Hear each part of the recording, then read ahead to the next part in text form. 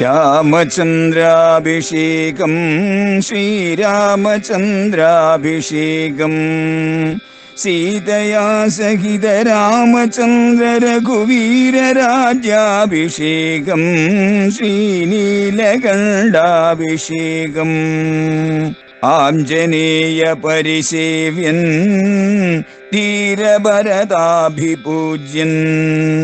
വീരലക്ഷ്മണ കുമാര ശത്രുഘ്ന സോദരാർച്ചിത പദാബ്ജൻ ശ്രീനീലകണ്ഠ ഹൃദയേശൻ രാമചന്ദ്രാഭിഷേകം ശ്രീരാമചന്ദ്രാഭിഷേകം. അസുരന്മാർക്ക് പോലും രാവണനെ തോൽപ്പിക്കാനാവില്ല. അതാണ് അസുരന്മാര് ബലശാലികൾ വേറെയും ധാരാളം ഉണ്ട്. പക്ഷെ അവരെല്ലാം രാവണന് കീഴടങ്ങുന്നേ പറ്റൂ. അവർക്ക് പോലും തോൽപ്പിക്കാൻ സാധ്യമല്ല. രാവണൻ മനുഷ്യനിൽ നിന്നിട്ട് അവധ്യത്വം ബ്രഹ്മാവിനോട് ചോദിച്ചില്ല. അങ്ങനെ ഒരു പഴുത് മാത്രമേ ഉള്ളൂ. കാരണം മനുഷ്യനിൽ നിന്നിട്ട് രാവണന് ഒരു ഭയവും ഇല്ല. മനുഷ്യൻ രാവണന്റെ മുമ്പിൽ നിസ്സാരനല്ലേ? ആ മനുഷ്യൻ വിചാരിച്ചാൽ തന്നെ എങ്ങനെ കൊല്ലാൻ? അതുകൊണ്ട് മനുഷ്യനിൽ നിന്ന് അവധ്യത്വം രാവണൻ ചോദിച്ചില്ല. ബാക്കി എല്ലാ പേരിൽ നിന്നിട്ട് അവധ്യത്വം ചോദിച്ചു. അതുകൊണ്ട് ആർക്കും രാവണനൊന്നും ചെയ്യാൻ നിർത്തിയില്ല. മനുഷ്യന് രാവണനെ എതിരിടാനുള്ള ബലവും ഇല്ല. അങ്ങനെ വല്ലാത്തൊരു കുഴപ്പത്തിലാണ് അവൻ. ഈ മൂന്ന് ലോകങ്ങളെയും ഭയപ്പെടുത്തുന്നു, തകർക്കുന്നു. അതുകൊണ്ട് അല്ലയോ ബ്രഹ്മാവേ, പിതാമഹ, ഞങ്ങളെ രക്ഷിക്കണം. അവന്റെ പ്രവൃത്തികൾ മൂലം ഈ ലോകത്തിന്റെ നിലനിൽപ്പ് തന്നെ ചോദ്യം ചെയ്യപ്പെട്ടിരിക്കുന്നു. അവന്റെ ആജ്ഞയെ ലംഘിക്കാൻ ദേവന്മാർക്ക് ശേഷിയില്ല. നൈനം സൂര്യപ്രതപതി പാർശ്വേ വാതിനമാരുത. സാധാരണ സൂര്യൻ ലോകത്തെ മുഴുവൻ ചൂട് പിടിപ്പിക്കുന്നവനാണ്. ലോകത്തെ മുഴുവൻ പ്രകാശം കൊണ്ട് വളരെയേറെ പ്രഭാപൂർണനാക്കുന്നവനുമാണ്. പക്ഷേ സൂര്യൻ അവന്റെ നേരെ തന്റെ പ്രഭാപൂർണമായ കിരണങ്ങളെ വിടുകയില്ല. രാവണന്റെ ആജ്ഞ അനുസരിച്ച് മാത്രമേ ലങ്കയില് സൂര്യന് പ്രകാശിക്കാൻ പറ്റൂ എന്ന് മാത്രമല്ല, രാവണൻ ഈ ലോകത്തിൽ എവിടെ പോയി കഴിഞ്ഞാലും രാവണന്റെ ആജ്ഞയ്ക്ക് അനുസരിച്ച് രാവണന് ഹിതമായി മാത്രമേ സൂര്യന് പ്രകാശിക്കാൻ കഴിയൂ. എന്ന് മാത്രമല്ല,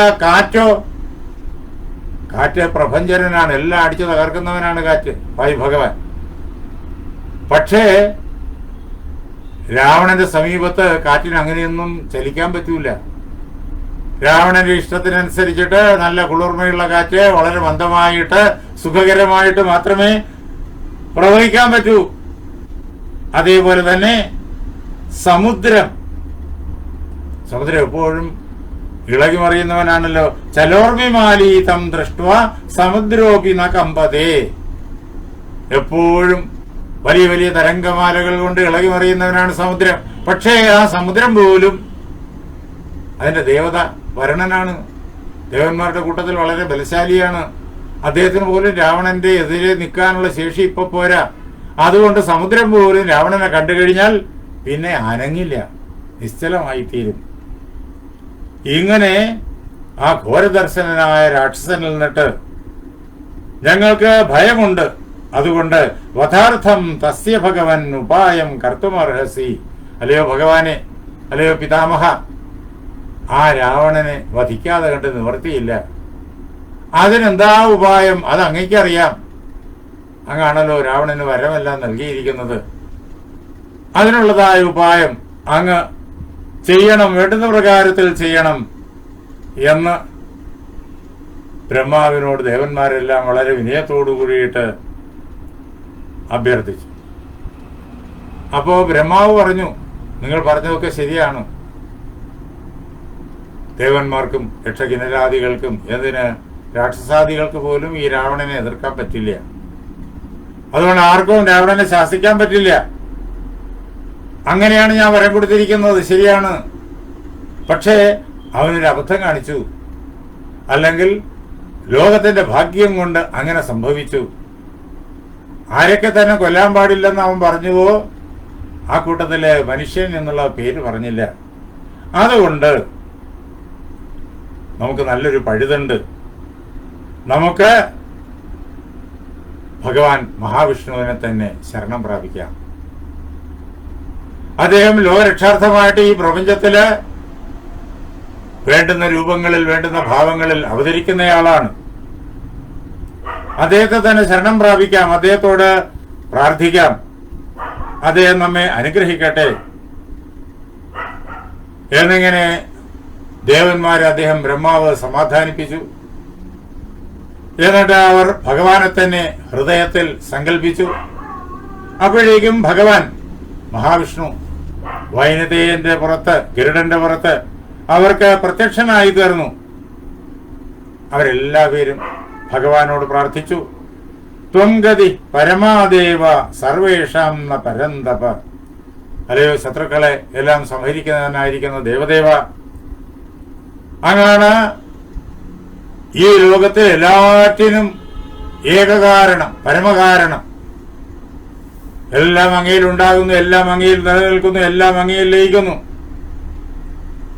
അങ്ങാണ് ഇപ്പോ ദുഃഖിതരായിരിക്കുന്ന ഞങ്ങൾക്ക് രക്ഷാമാർഗവും. അങ്ങല്ലാതെ വേറൊരു ആശ്രയം ഞങ്ങൾക്കില്ല എന്നറിഞ്ഞുകൊള്ളുക. അതുകൊണ്ട് അല്ലയോ ഭഗവാനെ, ഞങ്ങൾ അങ്ങയോട് പ്രാർത്ഥിക്കുന്നു.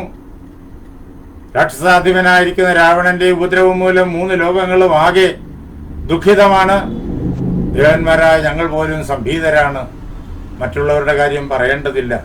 ഇതൊന്നും ഞങ്ങൾ അങ്ങയോട് പറഞ്ഞു കേൾപ്പിക്കേണ്ട കാര്യമില്ല. എല്ലാം അങ്ങേക്കറിയും. അങ്ങ് അന്തര്യാമിയാണ്. എല്ലാറ്റിനും ഉള്ളിലും പുറമേയും നിറഞ്ഞു നിൽക്കുന്നവരാണ്. അങ്ങേക്കറിയാം.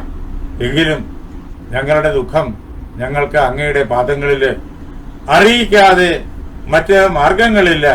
ഞങ്ങൾ അങ്ങയോട് പ്രാർത്ഥിക്കുന്നു. വധായ ദേവശത്രുണാം നൃണാം ലോകേ മനഃകുരു. ദേവശത്രുക്കളെ മുഴുവൻ സംഹരിക്കുന്നതിന് വേണ്ടിയിട്ട് അങ്ങ് ഈ ലോകത്തില് മനുഷ്യനായിട്ട് അവതരിക്കണം. മനുഷ്യലോകത്തിൽ അവതരിക്കണം. മനുഷ്യനായിട്ട് തന്നെ അവതരിക്കണം. മനുഷ്യനെ കൊണ്ട് മാത്രമേ അവനെ വധിക്കാനാവുള്ളൂ എന്നിങ്ങനെ അവര് ഭഗവാനോട് പ്രാർത്ഥിച്ചു. ആ അവസരത്തില് ദേവദേവേശനായിരിക്കുന്ന വിഷ്ണു ഭഗവാൻ അവരുടെ ആ പ്രാർത്ഥനയില് വളരെയേറെ മനമലിഞ്ഞിട്ട് അവരോട് പറഞ്ഞു, അബ്രവൈ ത്രിദശാൻ സർവാൻ. തന്റെ മുന്നിൽ വന്നു നിൽക്കുന്ന ആ മുഴുവൻ ദേവന്മാരോടുമായിട്ട് മഹാവിഷ്ണു പറഞ്ഞു, ഭയം ത്യജത ഭദ്രം വോ ഹിതാർത്ഥം യുധിരാവണം. സപുത്ര പൗത്രം സാമാത്യം സമന്ത്രി ജ്ഞാതിബാന്ധവം ഹത്വാ ക്രൂരം ദുരാധർഷം ദേവർഷീണാം ഭയാവഹം. അല്ലയോ ദേവന്മാരെ, ഞാൻ ആ രാവണനെ സംഹരിക്കുന്നുണ്ട്. അതുകൊണ്ട് ഭയം ത്യജത.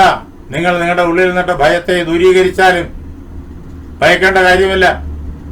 ഭയം അധർമ്മമാണ്. കഴിഞ്ഞ ദിവസം ബാലിവധ ഘട്ടത്തിൽ നമ്മൾ ചിന്തിച്ചതാണ്. തമോ ഗുണത്തിന്റെ സ്വഭാവമാണ് ഭയം. ആ ഭയത്തെ ഉപേക്ഷിച്ചേക്കുക. നിങ്ങൾക്ക് ഭദ്രമുണ്ടാകട്ടെ. നിങ്ങൾക്കെല്ലാ സുഖ സമൃദ്ധിയും സുരക്ഷയും എല്ലാ ശ്രേയസ്സും ഐശ്വര്യവും എല്ലാം ഉണ്ടാകട്ടെ. നിങ്ങളുടെ എല്ലാം ഹിതത്തിനു വേണ്ടി, ലോകത്തിലുള്ള സർവ്വചരാചരങ്ങളുടെ ഹിതത്തിനു വേണ്ടിയിട്ട് ഞാൻ രാവണനോട് യുദ്ധം ചെയ്യും. യുദ്ധം ചെയ്തിട്ട് രാവണനെ പുത്രന്മാരോടൊപ്പം, പൗത്രന്മാരോടൊപ്പം, അമാത്യന്മാരോടൊപ്പം, അതായത് മന്ത്രിമാരോടൊപ്പം, അതേപോലെ തന്നെ അദ്ദേഹത്തിന്റെ ബന്ധുക്കളോടൊപ്പം, അതേപോലെ ആരൊക്കെയാണോ വിവാഹബന്ധത്തിലൂടെ രാവണനുമായി ബന്ധപ്പെട്ടിരിക്കുന്നത് അവരോടൊപ്പം, ക്രൂരനായിരിക്കുന്ന, അങ്ങേയറ്റം ആക്രമണകാരിയായിരിക്കുന്ന, മറ്റാർക്കും തന്നെ കീഴ്പ്പെടുത്താൻ കഴിയാത്തവനായിരിക്കുന്ന ആ രാവണനെ, ദേവന്മാരെയും ഋഷിമാരെയും ഒക്കെ ഭയപ്പെടുത്തുന്ന ആ രാവണനെ ഞാന് സംഹരിക്കുന്നുണ്ട്. അങ്ങനെ ദുഃഖങ്ങളിൽ നിന്ന്, ഭയപ്പാടുകളിൽ നിന്നിട്ട് നിങ്ങളെല്ലാം മോചിപ്പിക്കുന്നുണ്ട്. അതുകൊണ്ട് ഹൃദയത്തിൽ നിറഞ്ഞിരിക്കുന്ന ഈ ഭയത്തെ നിങ്ങൾ ഉപേക്ഷിച്ചാലും എന്ന മഹാവിഷ്ണു ആ അവസരത്തില് ബ്രഹ്മാവിനോടും ദേവന്മാരോടും ഒക്കെയായിട്ട്, മഹാദേവനോടും ഒക്കെയായിട്ട് പറഞ്ഞു. എന്നിട്ട് അദ്ദേഹം പറഞ്ഞു, ദശവർഷ സഹസ്രാണി ദശവർഷ ശതാനിച്ച വത്സ്യാമി മാനുഷേ ലോകെ പാലയൻ പൃഥിവീമിമാം. ഞാന് 11,000 വർഷം ഈ ഭൂമിയിൽ ഞാൻ വസിക്കും. എങ്ങനെ? ഭൂമിയെ സംരക്ഷിച്ചുകൊണ്ട്. ദശരഥൻ മകനായിട്ട് രാമനായിട്ട് അയോധ്യയില് ഞാൻ ജനിച്ച് ഈ മഹാകർമ്മങ്ങളെല്ലാം ചെയ്തിട്ട് 11,000 വർഷം നാടുവാണ് ഭൂമിയിൽ ധർമ്മത്തെ ഉറപ്പിച്ചു നിർത്തും എന്ന് അദ്ദേഹം പറഞ്ഞു. അതുകൊണ്ട് നിങ്ങൾ ധൈര്യമായിട്ട് പോയിക്കൊള്ളുക. എന്റെ ആ അവതാര കർമ്മത്തില് എന്നോടൊപ്പം പ്രവർത്തിക്കാൻ വേണ്ടിയിട്ട് നിങ്ങളും ഭൂമിയില് നിങ്ങളുടെ അംശജാതന്മാരായിട്ട് വാനര കുലങ്ങളില് നിങ്ങളും അവതരിച്ചു കൊള്ളുക. ഭഗവാൻ ആ ദേവന്മാരോട് സ്പഷ്ടമായി പറഞ്ഞു.